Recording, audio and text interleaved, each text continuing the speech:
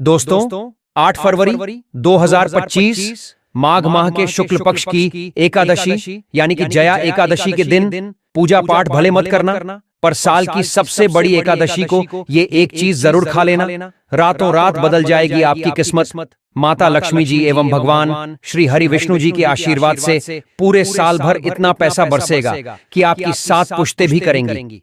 रुपयों पैसों पर राज धन प्राप्ति एवं सुख समृद्ध शांति से आपकी सभी मनोकामना होगी पूरी।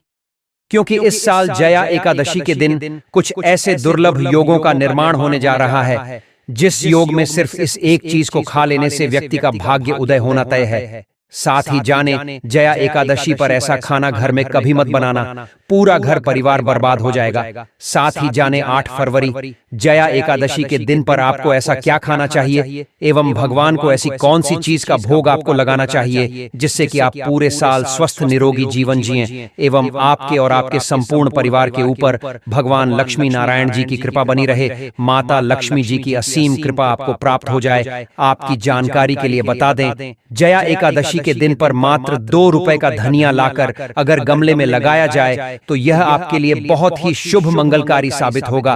क्योंकि जैसा कि आप सभी जानते हैं कि धनिया का संबंध सीधे तौर पर धन से होता है, साथ ही साथ धनिया संबंधित होता है भगवान गणेश और माता लक्ष्मी जी से। और जैसा कि आप सभी लोग जानते ही हैं कि इस बार एकादशी तिथि शनिवार को पड़ने जा रही है। शनिवार यानी माता लक्ष्मी का सबसे प्रिय दिन, जिस वजह से धनिये के उपाय की विशेष महत्वता हो जाती है। गमले में उगाया धनिया पूरे परिवार को खाना चाहिए, इससे जीवन में धन की कभी कमी नहीं हो सकती। जैसे जैसे आप इस हरे धनिये को खाएंगे उसी प्रकार आपके घर में धन संपन्नता बनी रहेंगी। लेकिन याद रहे, एकादशी तिथि में घर लाया धनिया और गमले में उगाया गया धनिया कभी किसी दूसरे व्यक्ति को नहीं देना चाहिए। घर के हर एक सदस्य को यह खाना चाहिए। धनिया मात्र 2 रुपए का आता है, तो आप ऐसा जरूर करें। खास तौर पर जया एकादशी के दिन घर में धनिया उगाना और लाना आपके भाग्य के दरवाजे खोलता है एवं सभी ज्योतिष इस उपाय को प्रमाणिक मानते हैं। दोस्तों, आगे बढ़ने से पहले आपसे रिक्वेस्ट करते हैं कि वीडियो को लाइक जरूर करिएगा,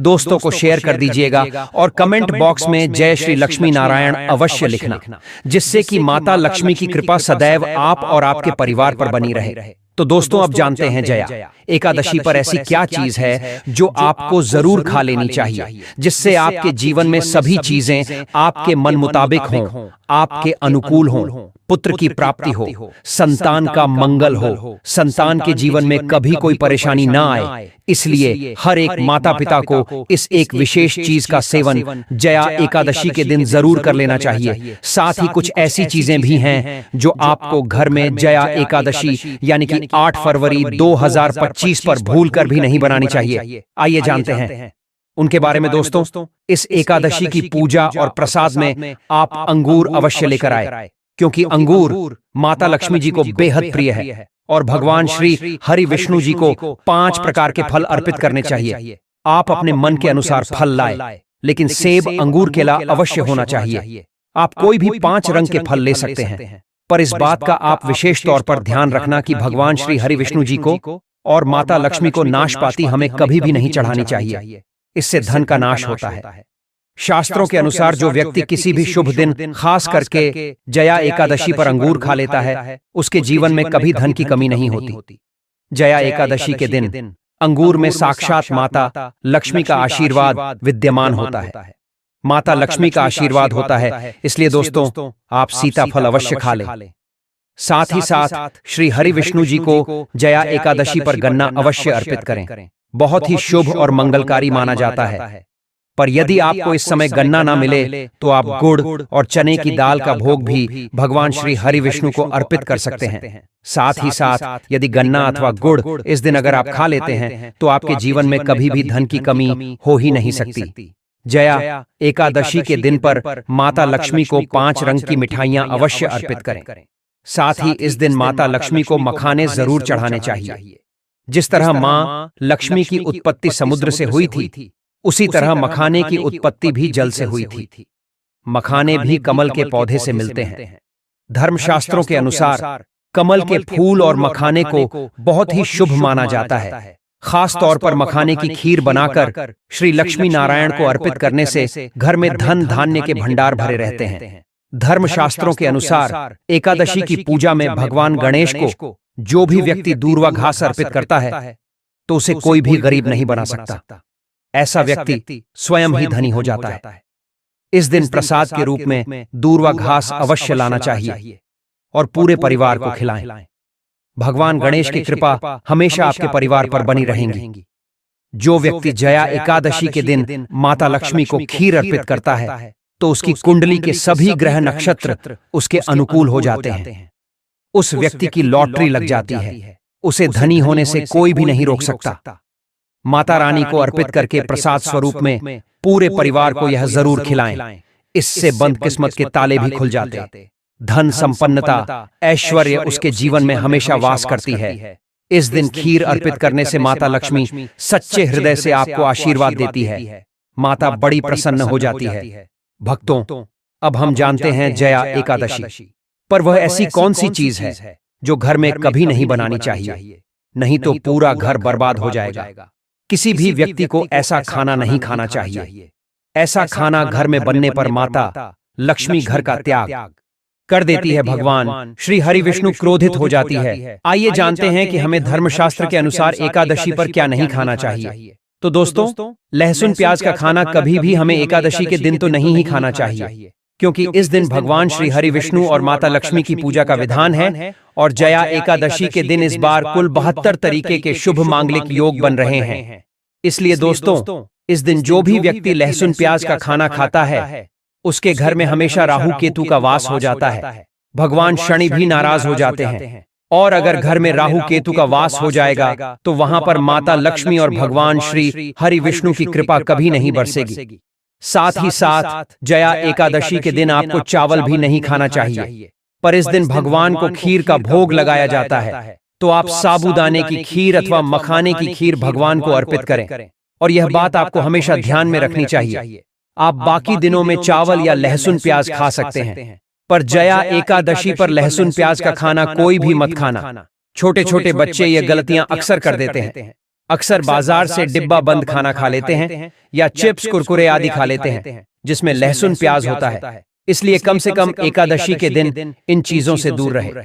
क्योंकि दोस्तों, जरा आप ही सोचिए, आप खास तौर पर जया एकादशी पर राहु केतु को अपने घर में बुलाएंगे या फिर श्री हरि विष्णु और माता लक्ष्मी को। इसलिए अपने घर का सत्यानाश जानबूझकर ना करें। दोस्तों, शास्त्रों के अनुसार माना जाता है कि भगवान श्री हरि विष्णु जी की कृपा प्राप्त करने के लिए, उनका विशेष आशीर्वाद प्राप्त करने के लिए पीली चीज घर में इस दिन अवश्य बनाना चाहिए। जैसे कड़ी पकौड़ा, पीला हलवा, पीली खीर आदि अवश्य बनानी चाहिए, क्योंकि इस दिन पीला रंग स्वर्ण माना गया है तथा सोने चांदी के समान माना गया है। भगवान श्री हरि विष्णु जी को पीला रंग अति प्रिय है। वो खुद भी पीले रंग के वस्त्र धारण करते हैं, जिसे हम पीतांबरी कहते हैं। इसलिए आप खुद भी इस दिन पीले वस्त्र धारण करें। श्री हरि विष्णु जी को सुंदर नए पीले वस्त्र पहनाएं। इससे आपको भगवान श्री हरि विष्णु जी का विशेष आशीर्वाद प्राप्त होगा। भक्तों, माना जाता है कि एकादशी तिथि को हमें किसी से भी कर्ज नहीं लेना चाहिए। यदि हम जया एकादशी के दिन ही किसी से कर्ज ले लेते हैं तो पूरे साल भर हमें कर्ज के बोझ तले रहना होगा। इसलिए एकादशी का त्योहार आप कर्ज मुक्त होकर ही मनाएं। साथ ही शास्त्रों में ये उल्लेख है कि माता लक्ष्मी उसी के घर में वास करती है जो सच्चे हृदय से माता रानी को बुलाता है। माता लक्ष्मी मात्र एक मिश्री के टुकड़े से भी प्रसन्न हो जाती है। बस आपके मन में सच्ची श्रद्धा होनी चाहिए। पूजा पाठ आप सच्चे हृदय से करेंगे तो आपके लिए चंद सिक्के स्वर्ण मुद्रा के समान है। और अगर मन से सच्ची श्रद्धा न हो तो आपके करोड़ों रुपए भी बेकार है। माता लक्ष्मी सच्ची श्रद्धा की भूखी है, सच्चे प्यार की भूखी है, आपकी दौलत की नहीं। भगवान भी कहते हैं कि कर्ज लेकर धार्मिक तीर्थ यात्रा, धार्मिक पूजा अनुष्ठान, कोई भी पर्व त्योहार नहीं मनाना चाहिए। इससे उल्टा जीवन में दोष लगते हैं। तो आपकी कोई भी मनोकामना हो, चाहे धन संबंधी हो, चाहे सेहत या संतान से जुड़ी हो, आपकी हर एक मनोकामना भगवान श्री हरि विष्णु पूर्ण कर देंगे। बस आपको सच्चे मन से उनसे प्रार्थना करनी है। चलिए दोस्तों, अब हम जानते हैं कि जया एकादशी के दिन आपको कौन सी गलतियां कभी नहीं करनी चाहिए। दोस्तों, 8 जनवरी 2025 के दिन यह 7 गलतियां कभी नहीं करनी चाहिए। आइए जानते हैं। जया एकादशी के दिन मांस मदिरा का सेवन नहीं करना चाहिए एवं इस दिन पति पत्नी को आपस में दूरी बनाकर रखनी चाहिए। लहसुन प्याज का खाना नहीं खाना चाहिए। सुहागिन महिलाओं को बाल नहीं धोने चाहिए, इसलिए एक दिन पहले ही अपने बालों को धो ले। एकादशी पर कोई पौधा जैसे तुलसी का पौधा झाड़ू। सुहाग की सामग्री या नमक कभी भी किसी दूसरे व्यक्ति को नहीं देनी चाहिए, इससे माता लक्ष्मी नाराज हो जाती है। इस दिन बुजुर्गों के पैर छूने चाहिए। माता लक्ष्मी स्वयं स्त्री स्वरूप है, इसलिए इस दिन स्त्री का अपमान नहीं करना चाहिए, क्योंकि स्त्री स्वयं लक्ष्मी का रूप मानी जाती है। साथ ही एकादशी के दिन पर चुगली आदि नहीं करनी चाहिए, किसी की बुराई नहीं करनी चाहिए। जया एकादशी के शुभ दिन पर अगर कोई व्यक्ति आपके द्वार पर कुछ मांगने के लिए आए तो उसे मना नहीं करे। हो सकता है उस व्यक्ति के रूप में स्वयं शक्ति स्वरूपा माता लक्ष्मी हो, स्वयं श्री लक्ष्मी नारायण हो, क्योंकि इस दिन घर घर जाकर माता लक्ष्मी भ्रमण करती है और उसी घर में वास बनाती है जो सच्चे हृदय वाला हो, जो दूसरों का दुख समझता हो। माता लक्ष्मी साक्षात कन्या स्वरूप है, घर के दरवाजे पर भी आती है, उन्हें खाली हाथ न जाने दें। कन्याओं को मीठा अवश्य खिलाएं। माता लक्ष्मी को मीठा भोग अति प्रिय है। इस दिन कन्या का अपमान जो भी करेगा उसे श्री लक्ष्मी नारायण जी के विरोध का सामना करना पड़ेगा। और इस दिन आप गंगा जल का छिड़काव अवश्य करें। घर के मुख्य दरवाजे पर गंगा जल अवश्य छिड़कना चाहिए, क्योंकि भक्तों यह माता के आने का द्वार है।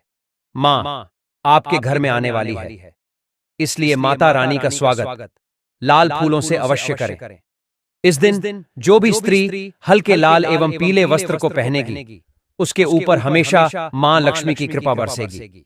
यह माता लक्ष्मी को लाल वस्तु से अधिक प्रेम है। शास्त्रों के अनुसार माना जाता है कि एकादशी तिथि पर किसी स्त्री को कपड़े नहीं धोने चाहिए, इससे पति कंगाल हो जाता है। धर्म शास्त्रों के अनुसार माना जाता है कि खास तौर पर एकादशी के दिन सफाई करते समय घर का कचरा इस दिन बाहर भूलकर भी न फेंके, नहीं तो आप कंगाल हो जाएंगे। घर का कचरा अगले दिन बाहर फेंकना चाहिए, ठीक है ना? अब देखिए दोस्तों, आजकल के लोग इन सभी बातों को नहीं मानते हैं। शायद यही वजह है उनके निर्धन होने का, पैसों में बरकत ना होने का, रोगों से ग्रसित होने का। मॉडर्न होने का मतलब ये कतई नहीं है दोस्तों कि हम अपनी संस्कृति को भूल जाएं। इतनी बात आप समझ लें, ठीक है ना दोस्तों? अब हम आपको जया एकादशी पर करने वाले ऐसे अचूक उपाय बताने जा रहे हैं जिसको अगर आप कर लेते हैं तो आपकी हर प्रकार की समस्या हल हो जाएगी। दोस्तों, विष्णु तथा लक्ष्मी को हाथी प्रिय रहा है, इसीलिए घर में चांदी या सोने का हाथी इस दिन अपने घर लाना बेहद शुभ माना जाता है। इससे घर में शांति रहती है। जया एकादशी के दिन यानी 8 फरवरी को सुबह जल्दी उठे। सबसे पहले घर की साफ सफाई करें। यदि संभव हो तो इस दिन पवित्र नदी में स्नान करें। इसके बाद भगवान भास्कर को अर्घ्य दें। इसके बाद पीपल के पेड़ में जल अर्पित करें। अब आप भगवान विष्णु और मां लक्ष्मी की विधि पूर्वक पूजा करें। सबसे पहले भगवान विष्णु जी को गंध, पुष्प, फल, फूल और वस्त्र अर्पित करें। साथ ही मां लक्ष्मी को 16 श्रृंगार की चीजें चढ़ाएं। अब आप दीपक जलाकर श्री विष्णु सहस्त्र नामक स्तोत्र का पाठ करें। इसके बाद श्री कनकधारा स्तोत्र का पाठ करें। भगवान विष्णु और माता लक्ष्मी की पूजा के बाद गरीबों को जरूरत की चीजें दान करें।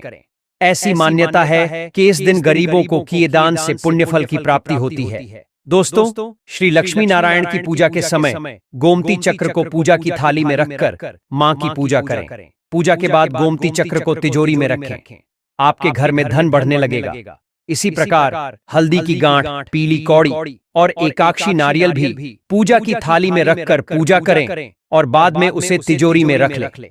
कई बार लोग खूब मेहनत करने के बाद भी उतना धन नहीं कमा पाते जितनी आप मेहनत करते हैं, और मेहनत करने के बाद भी आपके धन की तिजोरी खाली ही रहती है, तो उसे पूरा साल भरा रखने के लिए आपको जया एकादशी के दिन लक्ष्मी यंत्र की विधि विधान से पूजा भी करनी चाहिए। लक्ष्मी माता के मंत्र की कम से कम 1 माला जाप करना चाहिए। मंत्र है ओम महालक्ष्मी नमः।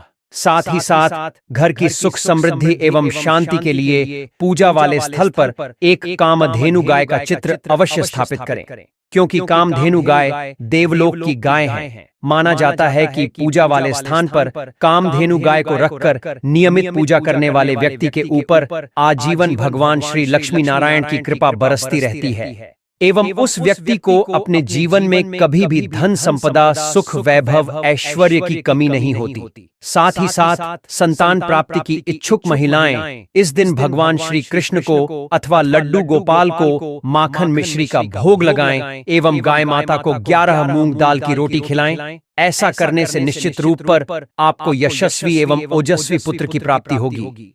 मान्यता है इस दिन की गई पूजा, आराधना एवं कुछ विशेष उपाय से व्यक्ति को आजीवन लक्ष्मी नारायण की असीम कृपा प्राप्त होती है। साल 2025 में जया एकादशी का त्योहार 8 फरवरी को मनाया जाएगा। शास्त्रों के अनुसार यदि इस दिन सही मुहूर्त पर व्यक्ति इन साधारण सी चीजों को अपने घर ले आता है तो उसे माता लक्ष्मी एवं भगवान श्री हरि विष्णु जी का वह आशीर्वाद प्राप्त होगा जो कई पूजा पाठ अनुष्ठान के बाद भी कई लोगों को प्राप्त नहीं हो पाता है। दोस्तों, धनदायिनी मां लक्ष्मी की आराधना का पर्व जया एकादशी माघ माह के शुक्ल पक्ष की एकादशी को इसलिए मनाया जाता है क्योंकि यही वह शुभ दिन है जिस दिन माता लक्ष्मी धरती लोक पर विचरण करने आती हैं। इसीलिए इस दिन माता लक्ष्मी की पूजा की जाती है। उत्साह, उमंग और भक्ति का यह महापर्व इस बार शिव योग एवं सर्वार्थ सिद्धि योग में मनाया जाएगा। सुबह से शाम तक सिद्धि योग रहेगा। इस बार जया एकादशी पर की गई पूजा और उपाय बहुत ही शीघ्र फलदायी साबित होंगे। दोस्तों, इस जया एकादशी के दिन अभिजीत मुहूर्त है, जिसके कारण इस दिन कोई भी शुभ कार्य बिना किसी मुहूर्त के किए जा सकते हैं। गृह प्रवेश, सगाई, विवाह एवं सभी तरह के नए काम की शुरुआत आदि के लिए यह उत्तम समय माना जाता है और इन कार्यों को करने के लिए पंचांग देखने की भी कोई आवश्यकता नहीं होती है। दोस्तों, कहा जाता है कि ये दिन विशेष रूप से भगवान के प्रति सच्चे प्रेम के प्रतीक के रूप में जाना जाता है। इसीलिए जिन पति पत्नी के बीच अक्सर वाद विवाद होता रहता है, जिन्हें सुखी दाम्पत्य जीवन का सुख नहीं मिल पा रहा है, ऐसे दंपति जया एकादशी के दिन भगवान श्री कृष्ण एवं राधा रानी की विधि पूर्वक पूजा करें। ऐसा करने से पति पत्नी के जीवन में मधुरता आएगी और जीवन सुखमय बीतेगा। इसलिए इस तिथि को साल की सबसे बड़ी एकादशी भी कहते हैं। दोस्तों, इस दिन सबसे पहले आप सुबह ब्रह्म मुहूर्त में उठकर गंगा, यमुना, सरयू, सतलज जैसे किसी भी पवित्र नदी में स्नान जरूर करें। यदि किसी पवित्र नदी में स्नान करना संभव ना हो तो अपने नहाने वाले जल में ही गंगा जल की कुछ बूंदें मिला लें और स्नान करें। क्योंकि दोस्तों, जैसा कि आप सभी जानते ही हैं कि इस वक्त प्रयागराज में महाकुंभ मेला लगा हुआ है और जया एकादशी के दिन भी स्नान किया जाएगा। ऐसे में यदि आप अपने घर में ही नहाने वाले जल में गंगा जल मिला लेते हैं और मन ही मन गंगा, जमुना, सरस्वती माता का आवाहन कर लेते हैं, यानी कि उन्हें याद कर लेते हैं, तो निश्चित रूप से आपको घर बैठे ही महाकुंभ में अमृत स्नान करने के बराबर पुण्य फलों की प्राप्ति होगी। शास्त्रों के अनुसार इस दिन मां लक्ष्मी का आह्वान कर कलश की स्थापना की जाती है और उसकी पूजा की जाती है। जया एकादशी के दिन माता लक्ष्मी के साथ भगवान श्री हरि विष्णु जी की भी विधि विधान से पूजा की जाती है। चलिए दोस्तों, अब हम जान लेते हैं जया एकादशी के लिए शुभ मुहूर्त का समय। पंचांग के अनुसार माघ माह के शुक्ल पक्ष की एकादशी तिथि 7 फरवरी को रात 9:26 पर होगी। वहीं जया एकादशी का समापन 8 फरवरी को रात 8:15 पर होगा। वहीं ब्रह्म मुहूर्त तड़के 5:21 से लेकर सुबह के 6:13 तक होगा। इस दिन विजय मुहूर्त दोपहर के 2:26 से लेकर 3:10 तक रहेगा। तो आप इसी समय के बीच में अपनी पूजा कर लें, क्योंकि शास्त्रों के अनुसार शुभ मुहूर्त पर मां लक्ष्मी की विधि पूर्वक की गई पूजा से व्यक्ति को शुभ फल ही प्राप्त होता है।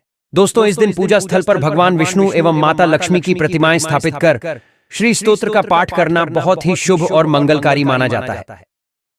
दोस्तों, जया एकादशी पर देवी माता लक्ष्मी की विशेष पूजा से व्यक्ति को जन्म जन्मांतर की गरीबी से मुक्ति मिलती है, करियर, कारोबार, व्यापार में सफलता मिलती है एवं सभी असाध्य कार्य पूरे होते हैं।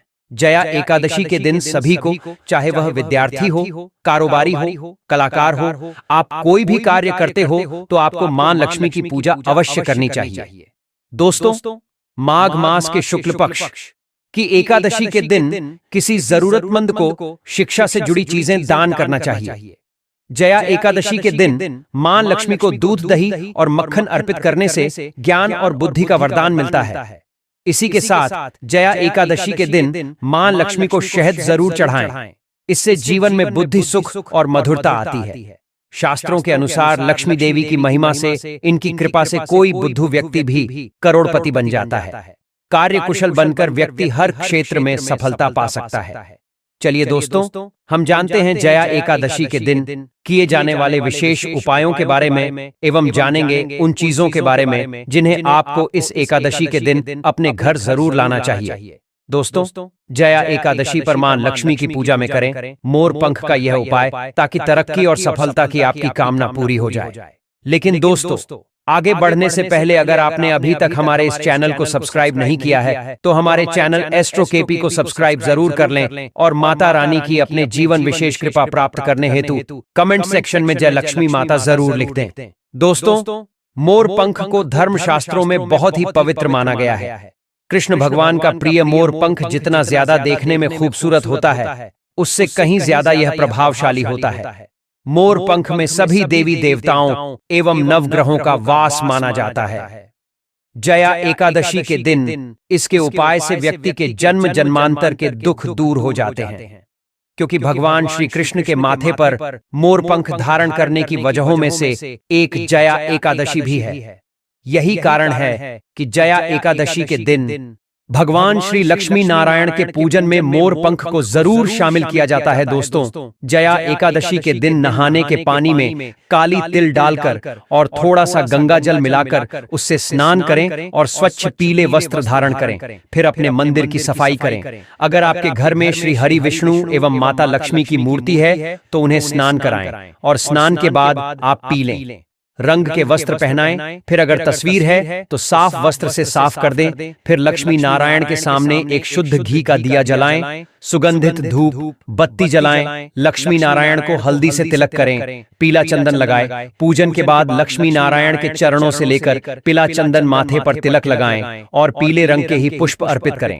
फिर लक्ष्मी नारायण भगवान को पीले रंग के मिष्ठान जैसे कि बेसन के लड्डू, बेसन की बर्फी, केसर की खीर आदि का भोग लगाएं। आप बूंदी का भी भोग भी लगा सकते हैं। इसके बाद लक्ष्मी नारायण को एक मोर पंख अर्पित करें। मोर पंख पर आप हल्दी से तिलक करें और अक्षत पुष्प आदि चढ़ आकर मोर पंख का पूजन करें। मोर पंख का पूजन करने से सभी देवी देवताओं का नवग्रहों का आशीर्वाद प्राप्त होता है। इसके बाद ओम विष्णवे नमः इस मंत्र का कम से कम 1 माला जाप अवश्य करें।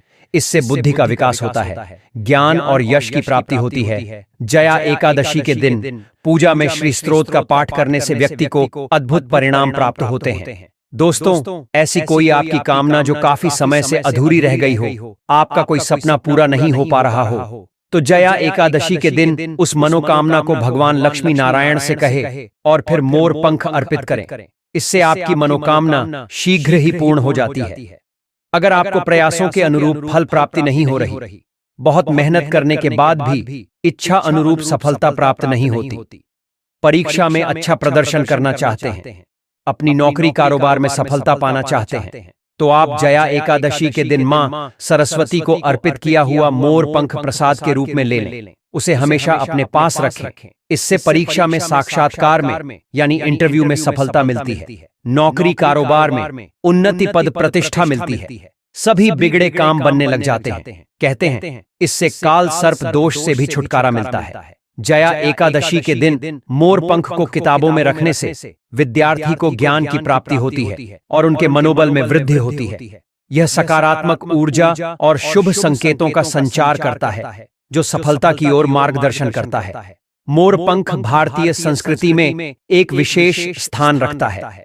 इसे भगवान श्री कृष्ण के साथ जोड़ा जाता है, क्योंकि भगवान श्री कृष्ण ने मोर पंख को अपनी मोहन मूरत में धारण किया था। मोर पंख न केवल भगवान कृष्ण के प्रेम और सौंदर्य का प्रतीक है, बल्कि यह समृद्धि, सौभाग्य और सकारात्मक ऊर्जा का भी प्रतीक माना जाता है। इसलिए मोरपंख को शुभ माना जाता है और इसे माता लक्ष्मी के आशीर्वाद से जोड़कर देखा जाता है। मानसिक शांति और एकाग्रता। मोरपंख को किताब में रखने का एक और महत्वपूर्ण लाभ यह है कि यह मानसिक शांति और एकाग्रता को बढ़ाता है। विद्यार्थियों के लिए परीक्षा के समय एकाग्रता बनाए रखना अत्यंत महत्वपूर्ण होता है। मोरपंख का शांतिपूर्ण और सौम्य प्रतीक विद्यार्थियों को अपनी पढ़ाई में ध्यान केंद्रित करने में मदद करता है। यह मन को स्थिर और शांति प्रदान करता है, जिससे विद्यार्थी अपनी पढ़ाई में अधिक प्रभावी ढंग से ध्यान दे पाते हैं। सकारात्मक ऊर्जा और सफलता का प्रतीक। मोरपंख को एक प्रकार से सकारात्मक ऊर्जा का स्रोत माना जाता है। यह विशेष रूप से विद्यार्थियों एवं व्यापारियों के लिए सफलता के प्रतीक के रूप में कार्य करता है। इसे किताबों के बीच रखने से विद्यार्थियों को विशेष रूप से परीक्षा के समय मदद मिलती है एवं व्यापारी के व्यापार में तरक्की मिलती है, क्योंकि यह ऊर्जा को जागृत करता है और व्यक्ति को आत्मविश्वास से भर देता है। मोरपंख की उपस्थिति से व्यक्ति का मनोबल बढ़ता है और वे अपने लक्ष्य की ओर अधिक तेजी से बढ़ते हैं। जया एकादशी के दिन माता लक्ष्मी के आशीर्वाद से धन दौलत व्यापार में वृद्धि होती है। इसलिए इस दिन हर क्षेत्र के लोगों को कम से कम एक मोरपंख तो जरूर खरीद के अपने घर में लगाना चाहिए। दोस्तों, मोरपंख एक चमत्कारी यंत्र की तरह काम करता है, जो व्यक्ति हमेशा से अपने पास रखता है। उसे हर काम में तकदीर का साथ मिलता है। अपनी जेब में या डायरी में या फिर गाड़ी में मोरपंख रखने से राहु दोष दूर हो जाते हैं। अगर आपको व्यापार व्यवसाय में दिक्कतों का सामना करना पड़ रहा है, पर्याप्त आमदनी नहीं होती, धन की समस्या हर पल सताती है, तो आप श्री लक्ष्मी नारायण को अर्पित किया हुआ मोरपंख अपने घर या कार्यस्थल की दक्षिण पूर्व दिशा में स्थापित करें। इससे धन विषय की हर समस्या दूर हो जाएगी, धन कमाने की हर अड़चन दूर हो जाएगी और व्यवसाय में बरकत होगी। अगर आपके महत्वपूर्ण कार्य रुक जाते हैं, अटक जाते हैं, तो कार्यों में आ रही विघ्न बाधाएं दूर करने के लिए आप इस जया एकादशी के दिन अपने बेडरूम के दक्षिण पूर्व दिशा में मोरपंख लगाए। इससे रुके हुए कार्य पूर्ण होने के योग्य बनते हैं। दोस्तों, आपके घर में अगर अशांति है, लड़ाई झगड़े क्लेश कलह होते रहते हैं, परिवारजनों की आपस में नहीं बनती, तो समझ जाएं आपके में नकारात्मक शक्तियों का साया है। मंगल कार्यों में विघ्न बाधाएं आना, सुकून भरी नींद न मिलना, मन में किसी बात का डर रहना, बेचैन रहना, चिड़चिड़ापन बढ़ जाना, कार्य में मन नहीं लगना, यह सभी नकारात्मक शक्तियों के वास होने के ही लक्षण हैं, जिसके निवारण हेतु जया एकादशी के दिन नकारात्मक शक्तियों से निजात पाने के लिए मां लक्ष्मी को अर्पित किए हुए मोरपंख को आप अपने घर में किसी ऐसे स्थान पर रखें जहां हर आने जाने वाले व्यक्ति की उस पर नजर पर है। यह गलत नजर को नष्ट कर देता है, सोख लेता है, खींच लेता है और सकारात्मकता का संचार करता है। आप इसे घर के मुख्य द्वार पर लगा सकते हैं, बैठक के कमरे में लगा सकते हैं, जहां आने जाने वाला हर कोई उसे देखे। इससे घर से नकारात्मक ऊर्जा भाग जाती है। मोरपंख घर में मौजूद नकारात्मक शक्तियों को नष्ट कर सकारात्मकता बढ़ाता है। दोस्तों, यह मोरपंख जया एकादशी के पवित्र दिन ही लगाए। अगर घर में कोई वास्तु दोष होने की आशंका है, तो इससे निजात पाने के लिए आप इस माघ महीने की शुक्ल पक्ष की एकादशी के दिन घर के मुख्य द्वार पर 3 मोरपंख लगा दें। मोरपंखों के नीचे भगवान गणेश जी की प्रतिमा को स्थापित करें। इससे घर के सभी वास्तु दोष अपने आप दूर होते चले जाएंगे। जया एकादशी के दिन विद्यार्थियों को अपने बैग या किताब में मोरपंख अवश्य रखना चाहिए। इससे मन पढ़ाई की ओर आकर्षित होता है, एकाग्रता बढ़ती है, याददाश्त अच्छी होती है और बुद्धि कुशाग्र होती है। तो इस माघ माह के एकादशी पर यह उपाय जरूर करें और जीवन की परेशानियों को आसानी से दूर करें। दोस्तों, अगर आप लक्ष्मी माँ की कृपा पाना चाहते हो, तो एक बार सच्चे दिल से कमेंट बॉक्स में जय माँ लक्ष्मी अवश्य लिखें। दोस्तों, अगर आप हर समय थका और हारा हुआ महसूस करते हैं, तो निजात पाने के लिए इस माघ महीने की एकादशी के दिन पानी में नमक मिलाकर स्नान करें। इस उपाय को करने से बुरी बला टल जाती है, साथ ही घर से नकारात्मक शक्तियां भी दूर हो जाती हैं। दोस्तों, अगर आपको मनपसंद नौकरी नहीं मिल रही है या आपको किसी विशेष काम में सिद्धि नहीं मिल रही है, तो रोजाना सुबह उठकर थोड़ा सा नमक हथेली पर ले, इसके बाद सिर से 5 बार उतारकर बहती जलधारा में प्रवाहित कर दें। इस उपाय को करने से नकारात्मक शक्तियां घर से दूर हो जाती हैं, साथ ही मनपसंद नौकरी मिलती है। दोस्तों, अगर आप वास्तु दोष से परेशान हैं और निजात पाना चाहते हैं तो कमरे के किसी कोने में एक कटोरी में पानी में नमक मिलाकर रख दें। अब इस पानी को रोजाना बदले। इस उपाय को करने से भी वास्तु दोष दूर हो जाता है। दोस्तों, वास्तु जानकारों की माने तो आर्थिक तंगी से निजात पाने के लिए रोजाना सुबह उठकर एक लोटे जल में एक चुटकी नमक मिला लें। अब इस पानी को घर के मुख्य दरवाजे पर छिड़क दें। इस उपाय को करने से आर्थिक समस्या दूर हो जाती है। चलिए दोस्तों, अब हम कुछ और उपायों के बारे में। अब आप भगवान की पूजन करेंगे। एक, कोई सा भी फल जो कटा हुआ ना हो, मतलब अखंड फल, जैसे सेब, नारियल, जो भी आपके पास उपलब्ध हो, उसे बिना काटे उसको गंगा जल से शुद्ध करके उसमें थोड़ा गंगा जल मिला लीजिए। भगवान श्री हरि की किसी भी रूप की एक तस्वीर आपके पास होनी चाहिए, या प्रतिमा है तो प्रतिमा रख लीजिए। साथ ही यदि मौली, पान, सुपारी, लौंग, इलायची, पान का पत्ता अगर हो तो उत्तम रहेगा। और ये सारी चीजें आप धूप, दीप, फूलमाला नैवेद्य के रूप में भगवान को अर्पित करने के लिए सजा करके रख लें। अब देखिए दोस्तों, जो भगवान की तस्वीर या मूर्ति अपने पूजा के लिए रखी है, उनमें आपको भगवान को बुलाना भी होगा, जिसे हम प्राण प्रतिष्ठा कहते हैं। तो प्राण प्रतिष्ठा के लिए सबसे पहले भगवान की तस्वीर को स्थापित किया जाता है। स्थापित करने के लिए वह स्थान जिस पर आपने तस्वीर को रखना है, उस स्थान का शुद्धिकरण कीजिए। तो लोटे में जो जल है, जिसमें गंगा जल अपने मिलाया है, उसे छींट दीजिए। इससे उस स्थान का पवित्रीकरण हो जाएगा। फिर आप उस स्थान पर पुष्प रख दीजिए। वह पुष्प आप भगवान को एक प्रकार से आसन दे रहे हैं, आसन के रूप में है पूजन के लिए। पहले भगवान को आचमन कीजिए, अर्थात 3 बार चल के दीजिए। देने के बाद तिलक लगाइए, अक्षत लगाइए, फूलों की माला पहना दीजिए और साथ ही साथ एक पुष्प अर्पित कीजिए। धूप दिखाइए, घी का दिया दिखाइए। ये जो दीपक है, इसको आपको उठाना नहीं है। जहां आप रख रहे हैं, दीपक को रखने से पहले चावल या पुष्प आसन के रूप में रख दीजिए। उसके ऊपर से आप दीपक को रखिए। इसे कभी भी नीचे नहीं रखा जाता है और एक प्रकार से आपके द्वारा की गई पूजा के साक्षी देव दीपक बन जाते हैं। इसीलिए इस दीपक को उठाना नहीं होता है। आरती के लिए हम दूसरा दीपक प्रयोग में लाएंगे। दीप दिखाइए और नैवेद्य के रूप में जो भी मिठाई आपके पास है, वह भगवान को अवश्य चढ़ाए। फल है तो फल चढ़ा दीजिए, और कुछ ना हो तो मिश्री के कुछ दाने लेकर मिश्री भी आप नैवेद्य के रूप में भगवान को अर्पित कर सकते हैं। पर एक बिना कटा हुआ फल तो आपको जरूर समर्पित करना है। फिर अब आपको भगवान के सामने हाथ जोड़कर 108 बार ओम नमो भगवते वासुदेवाय मंत्र का जाप करना चाहिए। उसके बाद मनोकामना पूर्ति के लिए एक पान का बीड़ा आपको बनाना होगा। इसके लिए आप सबसे पहले पान का एक पत्ता ले लीजिए, फिर उसकी डंडी तोड़ दीजिए। फिर उसमें 2 लौंग, 2 इलायची और एक सुपारी रखिए और फिर उसका बीड़ा बनाकर भगवान के सामने ओम नमो भगवते वासुदेवाय मंत्र को 11 बार जप करके आप अपनी मनोकामना भगवान को बता दें। जैसे यदि आप धन की प्राप्ति के लिए पूजन कर रहे हैं तो भगवान से मन ही मां प्रार्थना कीजिए और उसके बाद वह बीड़ा भगवान को अर्पित कर दीजिए। फिर आपको वहीं बैठकर भगवान के समक्ष एकादशी की कथा का पाठ कर लेना है या इसे सुन लेना है। एकादशी की कथा हमने आपको वीडियो के अंत में बताई है, तो आप इसे जरूर सुन लेना, ठीक है ना। कथा सुनने के बाद आप भगवान की आरती करेंगे। आरती करने के बाद आप फल का भोग लगाएंगे। प्रसाद सभी लोगों में वितरित करेंगे। याद रखिए, आज के दिन आपको अन्न नहीं खाना होता है। ये इस व्रत का सबसे महत्वपूर्ण नियम है। शास्त्रों में मान्यता है कि एकादशी तिथि में अन्न ग्रहण करना मांस ग्रहण करने के बराबर होता है। चलिए दोस्तों, अब हम कुछ और नियम जानते हैं जिनका पालन आपको अवश्य रूप से करना चाहिए। दोस्तों, जया एकादशी के दिन तुलसी का पूजन करने का भी काफी ज्यादा महत्व बताया गया है।